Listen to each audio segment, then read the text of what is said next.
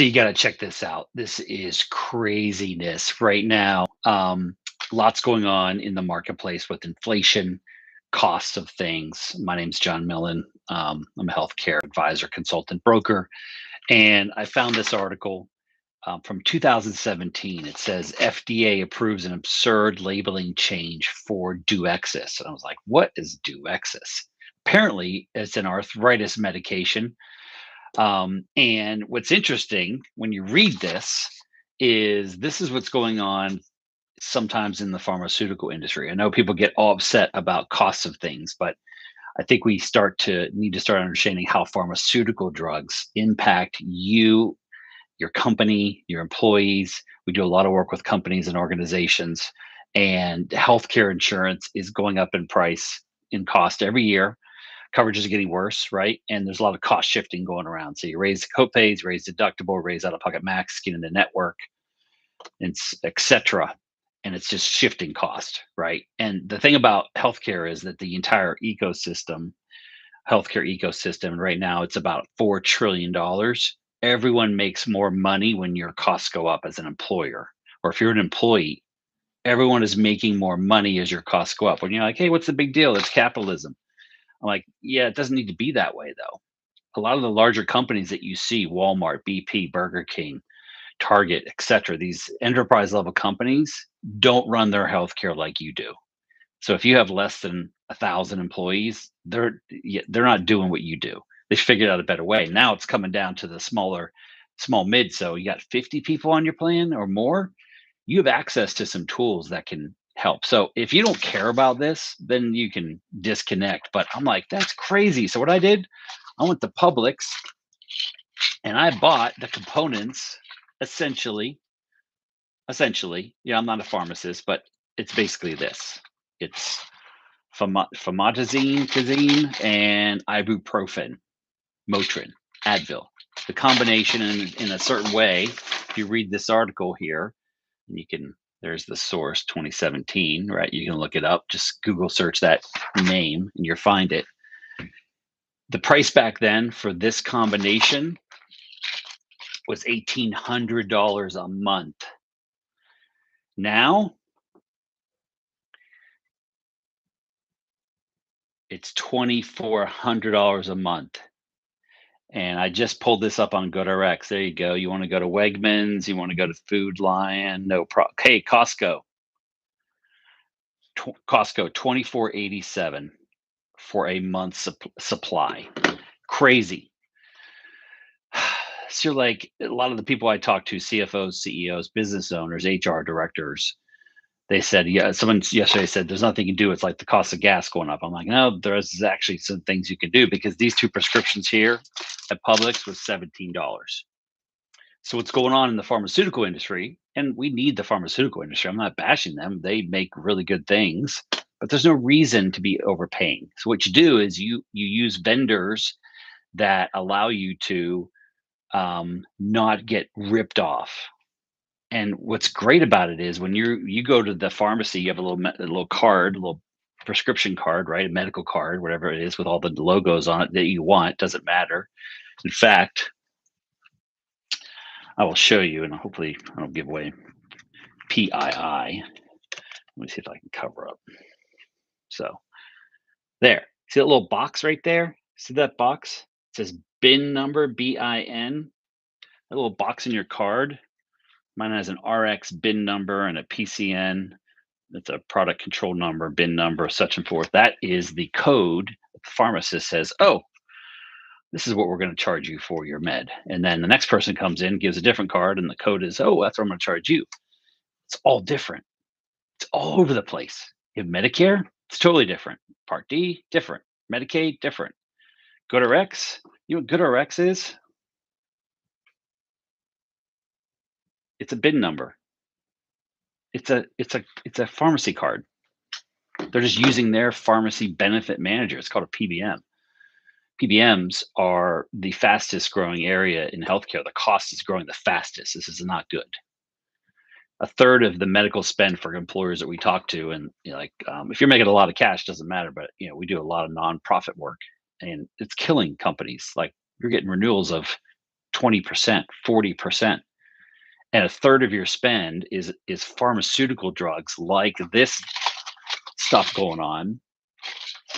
And so we don't like this. Like there are ways that you can fix this. And one of them is you open your mind to realize that there are things you just don't know. You don't know what you don't know, right? You don't spend 50 hours a week at this like we do. You're doing what you're doing. And once a year, you wait for the big surprise of how bad the renewal is going to be and how crappy the coverage is going to change to offset the increase. You don't need to do that.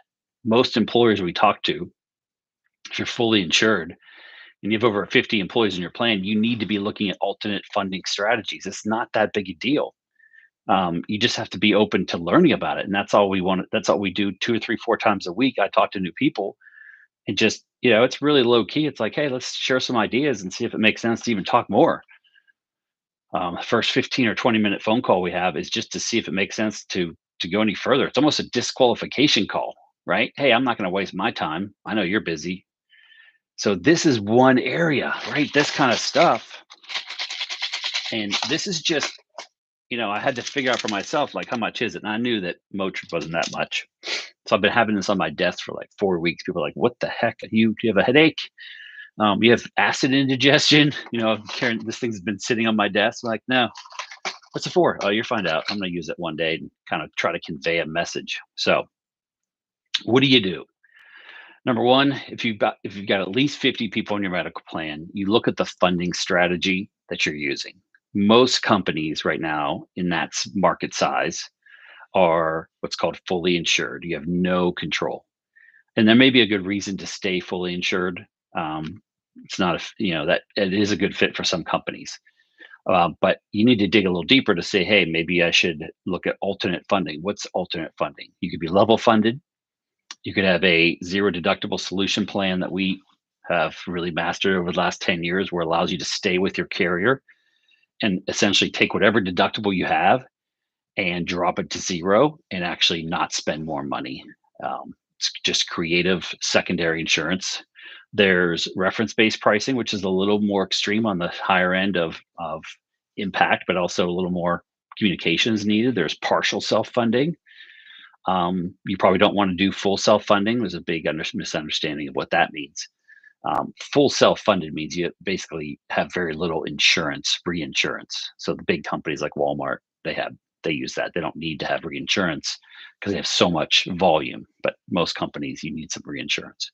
That's changed a lot. So you can check us out at millingroup.com. Be glad to give some free analysis or a chat. Doesn't even have to be anything intrusive. So it's not like this is not a business colonoscopy or anything like that. It's just a chat to see what's going on. But this is a big deal, and this is continuing to get worse. So this is a 2017, $1,800 a month, and 2020, $2,500 a month. Now, you might be saying, yeah, it doesn't matter, John, because we have copays for our meds. So this is a tier 3 or tier 2 or tier 1 or tier 4 or whatever, and it's just a copay. So I don't really care that it costs that. I'm only paying $40.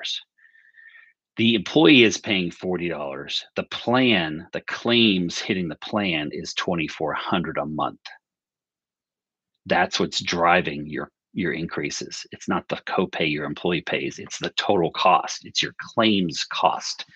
80% of what you spend in a year in healthcare. So if your budget's $1 million all in, 800,000 is the usage, the claims coming in that's driving it. And if you continue to add more claims, guess what happens to your increase? It goes up.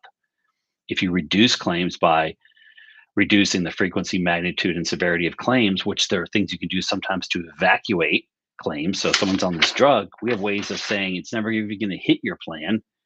We get someone else to pay it. So great, lots of techniques that can be used. And I would just say this: it's now June 7th. A lot of companies are going to renew between now and January 1. And I've been saying this for a while, with inflation running at 8, 9, 10% or more, depending what you're buying. The baseline healthcare inflation that I'm getting from my carrier reps is 11%. That's base. So almost like you got to assume you're going to have at least 11% increase. And with everything else going up, you need to maybe think about what can I do? What can I learn that could maybe reduce that cost? And I will tell you without question, if you go to millingroup.com, go to resources and articles, there are press releases that we have that we got approval to actually do a press release to 400 news outlets of success stories we've had. So full details there. So if you need some help, look us up. Hope this is helpful. We'll talk soon.